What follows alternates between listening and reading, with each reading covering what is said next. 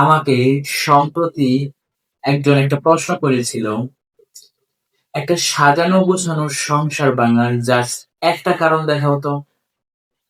আমি বলি, সারা দুনিয়াতে তো অসংখ্য কারণে ডিভোর্স হয়।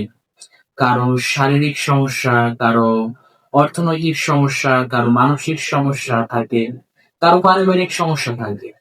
অনেক হাজার হাজার কারণে ডিভোর্স হয়, কিন্তু তাদের মধ্যে একটা মেইন কারণ সব কারণের সাথেই থাকি, এন্ড দ্যাট ইজ অসম্মান। কোনো কিছু না হলেও বাঁচা যায় বন্ধু। পঙ্গু হাজবেন্ডের সঙ্গেও মেয়েরা সংসার করে, মাথায় চুল নাই এরকম মেয়ের সাথেও আরামসে দিনের পর দিন জামাইটা থাকে।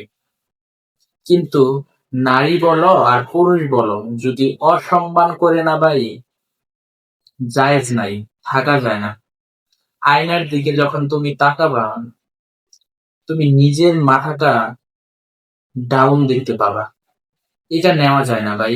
বাকি সব জায়েজ আছে, মাথা শুধু উপরওয়ালার সামনে নামাতে হবে, শুধু আল্লাহর সামনে।